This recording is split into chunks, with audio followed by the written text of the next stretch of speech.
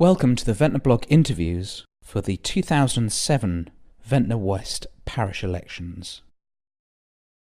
This first question was posed by Alan on the Ventnor blog forum. What was your driver to make you stand for the election? Was there something specific about politics? It really came out of my involvement with the Mill Bay protest. There were a lot of shrugging of shoulders. Oh, it'll happen anyway, big business, we have no power, and I realised that we did. We, those of us who were against it, did protest, did make our voices heard, went to the chamber, and amazingly the Isle of Wight Council Planning Committee did turn it down in the face of their own officers recommending it, and the fact that the applicant was a very big business as far as Ventnor's concerned. So the individual vote does matter. Well, I've been in Ventnor a long time, 15 odd years, and I was a councillor at one time, till I fell out with the rest of the councillors. So I just would like to get back. I didn't get back in the last election because everybody was wiped out by the Conservatives, who suddenly appeared from nowhere, But I've always wanted to contribute to the community, and I've been doing so. I mean, never mind being on the council. You can do so much without being on the council. But it would be nice to be there because I think we need some substantial changes to the way the council is run. And I'd like to be there to make sure they happen.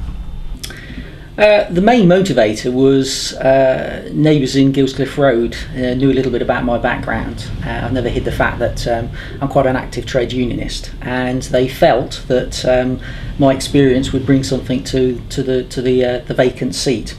Motivators in Ventnor. I love Ventnor. I've been on the island since 1984. I moved to Ventnor in 2001. I wanted a change, and I found that I've just grown to really love the place. I'm passionate about the place. I am aware of lots of issues that have gone on in the town, notably the Mill Bay, the vexed question of the Mill Bay development. I remember Ventnor in the 1980s when it was less than pristine. I do care about Ventnor. I want Ventnor to be a vibrant place where people can come, enjoy, whether they're a visitor, whether they're a resident, etc. They're my main motivators. And really to get to understand what the Ventnor Town Council actually do. I'm not entirely sure on what their budget is. I believe it's somewhere around £100,000 a year, and I would like to know what they actually do with that money, and I've got some ideas on what I'd like to see directed in that. Yeah, I think the issue that motivated me to get involved was the fact I didn't feel we were getting good representation from the previous person who was in C, and I was concerned that not necessarily somebody of the right calibre was going to come forward and stand for the position. So when it came along, talking with local people and that, they said, why didn't I consider it? And I gave it consideration, and I wasn't too sure whether it was going to be the right way forward. But I very strongly feel that if you don't do something about it, you haven't got a right to complain about what somebody else does. And I think that was a motivating factor to say, okay, let's go and see if we can make an improvement. Let's go and see if we can be heard and do things to improve what we've got. I'd say about 8 months ago, I started getting interested in what I could do being a town councillor. I do a lot of work for individual residents. People come up to me in the street, people telephone me, and I think they do this because they see me connected in so many community projects. I'm a very logical point of contact for many people, so I'm around and about, and I network a great deal.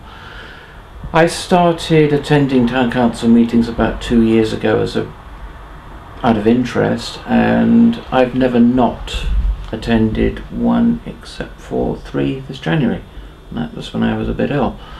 Otherwise I've attended every single one, and through that I've got to learn a lot more about how the council operates and what it does. And what people were telling me was that I was able to explain them and their problems to the local authority in a way that they couldn't themselves. So I think a lot of people were seeing me as a channel, which seemed to help them, and it made a difference to their lives. I thought this is okay because this is what I do anyway, and there's nothing new. And I wasn't planning on standing actually until 2009, which is when the next cycle is scheduled, until this opportunity came up.